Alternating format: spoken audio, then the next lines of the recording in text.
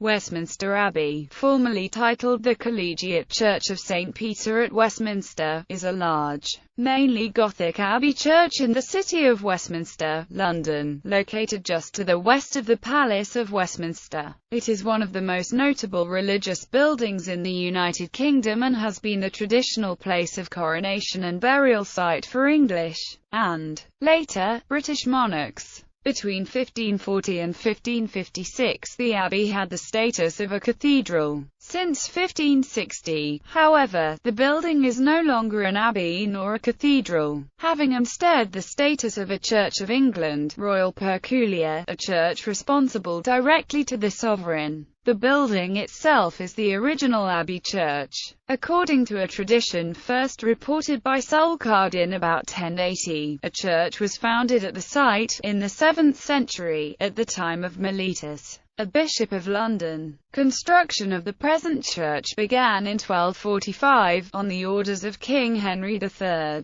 Since 1066, when Harold Godwinson and William the Conqueror were crowned, the coronations of English and British monarchs have been held here. There have been at least 16 royal weddings at the abbey since 1100. 2 were of reigning monarchs, although, before 1919, there had been none for some 500 years. History. The first reports of the abbey are based on a late tradition claiming that a young fisherman called Aldrich on the River Thames saw a vision of St. Peter near the site. This seems to be quoted to justify the gifts of salmon from Thames fishermen that the abbey received in later years. In the present era, the Fishmongers' Company still gives us salmon every year. The proven origins are that in the 960s or early 970s, St. Dunstan, assisted by King Edgar, installed a community of Benedictine monks here. 1042. Edward the Confessor starts rebuilding St. Peter's Abbey between 1042 and 1052. King Edward the Confessor began rebuilding St. Peter's Abbey to provide himself with a royal burial church.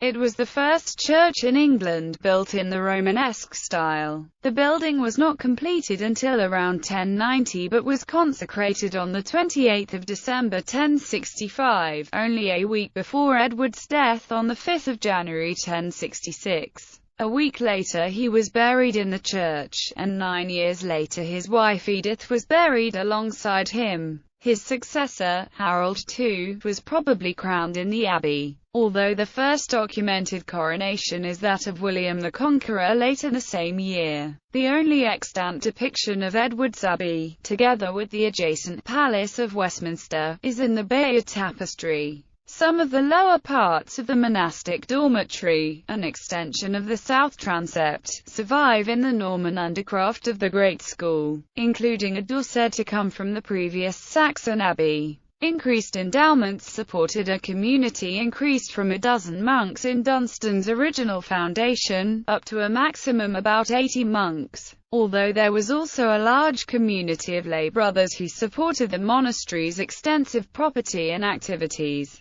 Construction of the present church was begun in 1245 by Henry III, who selected the site for his burial. The abbot and monks, in proximity to the royal palace of Westminster, the seat of government from the later 12th century, became a powerful force in the centuries after the Norman conquest. The abbot often was employed on royal service and in due course took his place in the House of Lords as of right. Released from the burdens of spiritual leadership, which passed to the Reformed Cluniac movement after the mid-10th century, and occupied with the administration of great landed properties, some of which lay far from Westminster, the Benedictines achieved a remarkable degree of identification with the secular life of their times, and particularly with upper-class life. Barbara Harvey concludes, to the extent that her depiction of daily life provides a wider view of the concerns of the English gentry in the High and Late Middle Ages. The proximity of the Palace of Westminster did not extend to providing monks or abbots with high royal connections. In social origin, the Benedictines of Westminster were as modest as most of the order. The abbot remained lord of the manor of Westminster as a town of 2,000 to 3,000 persons grew around it. As a consumer and employer on a grand scale, the monastery helped fuel the town economy, and relations with the town remained unusually cordial. But no enfranchising charter was issued during the Middle Ages. The abbey built shops and dwellings on the west side, encroaching upon the sanctuary. The abbey became the coronation site of Norman kings. None were buried there until Henry III, intensely devoted to the cult of the Confessor, rebuilt the abbey in Anglo-French Gothic style as a shrine to venerate King Edward the Confessor and as a suitably regal setting for Henry's own tomb. Under the highest Gothic nave in England, the Confessor's shrine subsequently played a great part in his canonization. The work continued between 1245 and 1517 and was largely finished by the architect Henry Yeaveley in the reign of Richard II. Henry III also commissioned unique cosmati pavement in front of the high altar. Henry VII added a perpendicular-styled chapel dedicated to the Blessed Virgin Mary in 1503. Much of the stone came from Caen, in France, the Isle of Portland and the Loire Valley region of France. 16th and 17th centuries. Dissolution and restoration. In 1535, the abbey's annual income of £2,400 minus £2,800. During the assessment attendant on the dissolution of the monasteries rendered it second in wealth only to Glastonbury Abbey, 1540 to 1550. 10 years as a cathedral. Henry VIII assumed direct royal control in 1539 and granted the abbey the status of a cathedral by charter in 1540, simultaneously issuing letters patent establishing the Diocese of Westminster. By granting the abbey cathedral status, Henry VIII gained an excuse to spare it from the destruction or dissolution which he inflicted on most English abbeys during this period. After 1550, difficult times. Westminster Diocese was dissolved in 1550, but the abbey was recognized as a second cathedral of the Diocese of London until 1556. The already old expression, robbing Peter to pay Paul, may have been given a new lease of life when money meant for the abbey, which is dedicated to St. Peter, was diverted to the treasury of St. Paul's Cathedral. The abbey was restored to the Benedictines under the Catholic Mary I of England, but they were again injected under Elizabeth I in 1559. In 1560, Elizabeth re-established Westminster as a royal peculiar, a church of the Church of England responsible directly to the sovereign, rather than to a diocesan bishop, and made it the Collegiate Church of St. Peter. The last of Mary's abbots was made the first dean. It suffered damage during the turbulent 1640s, when it was attacked by Puritan iconoclasts, but was again protected by its close ties to the state during the Commonwealth period,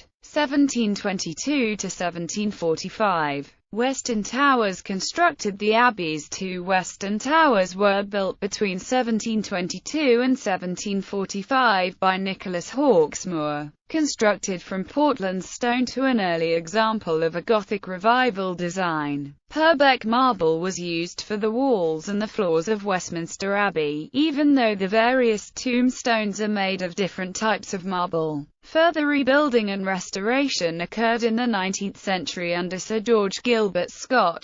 A narthex for the west front was designed by Sir Edwin Lutyens in the mid-20th century but was not built. Images of the abbey prior to the construction of the towers are scarce, though the abbey's official website states that the building was without towers following Yeoville's renovation, with just the lower segments beneath the roof level of the nave completed. Until the 19th century, Westminster was the third seat of learning in England, after Oxford and Cambridge. It was here that the first third of the King James Bible, Old Testament, and the last half of the New Testament were translated. The New English Bible was also put together here in the 20th century. Westminster suffered minor damage during the Blitz on 15 November 1940. In the 1990s, two icons by the Russian icon painter Sergei Fyodorov were hung in the abbey. On 6 September 1997, the funeral of Diana, Princess of Wales, was held at the abbey.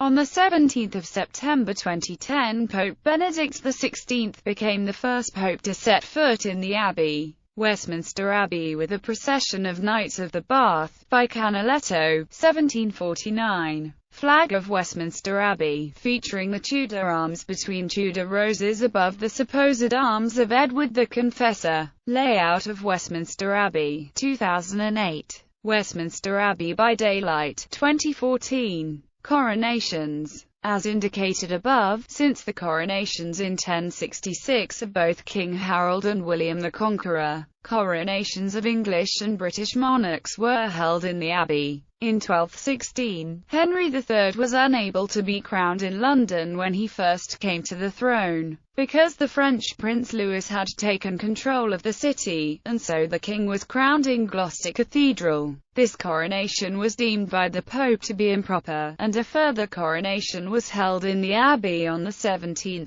May 1220. The Archbishop of Canterbury is the traditional cleric in the coronation ceremony. King Edward's chair, the throne on which English and British sovereigns have been seated at the moment of coronation, is housed within the Abbey and has been used at every coronation since 1308. From 1301 to 1996, the chair also housed the stone of Scone upon which the kings of Scots are crowned. Although the stone is now kept in Scotland, in Edinburgh Castle, at future coronations it is intended that the stone will be returned to St. Edward's chair for use during the coronation ceremony. Royal weddings. Chronology: the 11th of November 1100. King Henry I of England was married to Matilda of Scotland. The 4th of January 1243, Richard, Earl of Cornwall, brother of King Henry III of England, to Sanquia of Provence. Sanquia was sister of Eleanor of Provence, Henry III's queen. The 9th of April 1269, Edmund of Crouchback, 1st Earl of Leicester and Lancaster, son of King Henry III, was married to Lady Aveline de Fours. The 30th of April 1290, Joan of Acre, daughter of King Edward I, was married to the 7th Earl of Gloucester. The 8th of July 1290, Margaret of England, daughter of King Edward I, was married to John II, son of Duke of Brabant. The 20th of January 1382, King Richard II of England was married to Anne of Bohemia. The 27th of February 1919, Princess Patricia of Connaught was married to Captain the Hon Alexander Ramsay. The 28th of February 1922, the Princess Mary, daughter of King George V, was married to Viscount Lascelles. The 26th of April 1923, the Prince Albert, Duke of York, second son of King George V, was married to Lady Elizabeth Bowes-Lyon. The 29th of November 1934, the Prince George, Duke of Kent, son of King George V, was married to Princess Marina of Greece and Denmark. The 20th of November 1947, Princess Elizabeth, elder daughter of King George VI, was married to the Duke of Edinburgh. The 6th of May 1960, Princess Margaret, second daughter of King George VI, was married to Anthony Armstrong Jones. The 24th of April 1963, Princess Alexandra of Kent was married to the Hon Angus Ogilvy. The 14th of November 1973, Princess Anne, only daughter of Queen Elizabeth II, was married to Captain Mark Phillips. The 23rd of July 1986, Prince Andrew, Duke of York, second son of Queen Elizabeth II, was married to Miss Sarah Ferguson. The 29th of April 2011, Prince William, Duke of Cambridge, grandson of Queen Elizabeth II, was married to Miss Catherine Middleton. Dean and Chapter. Westminster Abbey is a collegiate church governed by the Dean and Chapter of Westminster, as established by Royal Charter of Queen Elizabeth I in 1560. Which created it as the Collegiate Church of St. Peter, Westminster, and a royal peculiar under the personal jurisdiction of the sovereign. The members of the chapter are the Dean and 4 canons residentiary, assisted by the Receiver General and chapter clerk. One of the canons is also rector of St. Margaret's Church, Westminster, and often holds also the post of chaplain to the Speaker of the House of Commons. In addition to the dean and canons, there are at present two full-time minor canons, one is precentor, and the other is sacrist. The office of priest-vicar was created in the 1970s for those who assist the minor canons. Together with the clergy and receiver general and chapter clerk, various lay officers constitute the college, including the organist and master of the choristers, the registrar, the auditor, the legal secretary, the surveyor of the fabric, the headmaster of the choir school, the keeper of the muniments and the clerk of the works, as well as 12 lay vicars, 10 choristers and the high steward and high bailiff. The 40 Queen's Scholars who are pupils at Westminster School are also members of the collegiate. The two minor canons as well as the organist and master of the choristers are most directly concerned with liturgical and ceremonial matters, burials, and memorials. Henry III rebuilt the abbey in honor of a royal saint, Edward the Confessor, whose relics were placed in a shrine in the sanctuary. Henry III himself was interred nearby, as were many of the Plantagenet kings of England, their wives and other relatives. Until the death of George II of Great Britain in 1760, most kings and queens were buried in the abbey, some notable exceptions being Henry VI,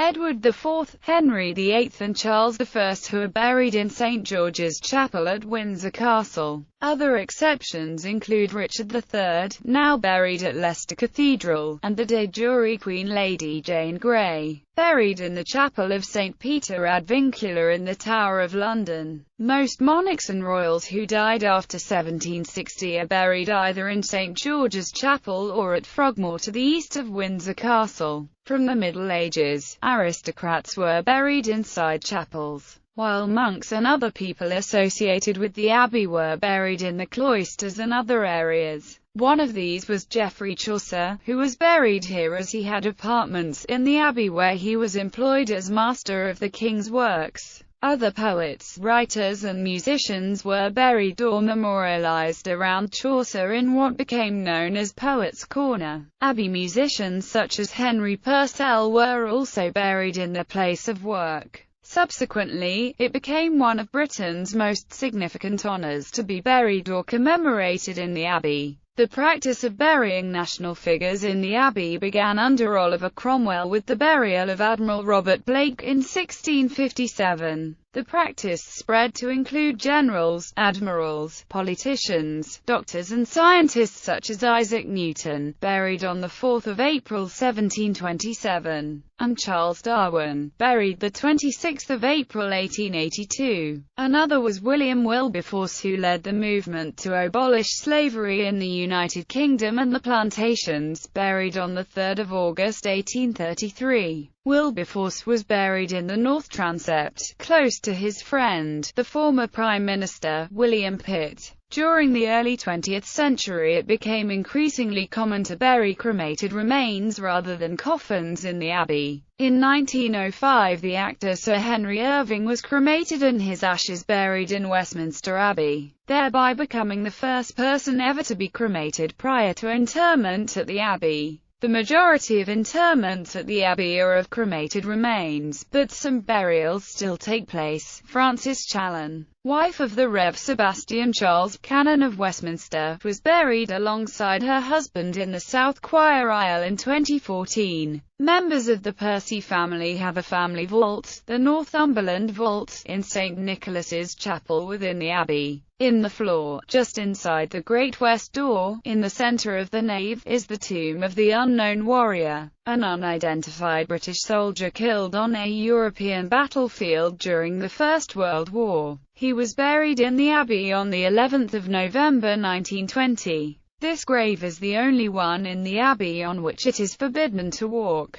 At the east end of the Lady Chapel is a memorial chapel to the airmen of the RAF who were killed in the Second World War. It incorporates a memorial window to the Battle of Britain, which replaces an earlier Tudor stained glass window destroyed in the war. On Saturday, September 6, 1997, the formal, though not state, funeral of Diana, Princess of Wales, was held. It was a royal ceremonial funeral including royal pageantry and Anglican funeral liturgy. A second public service was held on Sunday at the demand of the people. The burial occurred privately later the same day. Diana's former husband, sons, mother, siblings, a close friend, and a clergyman were present. Diana's body was clothed in a black long-sleeved dress designed by Catherine Walker, which she had chosen some weeks before. A set of rosary beads was placed in her hands, a gift she had received from Mother Teresa.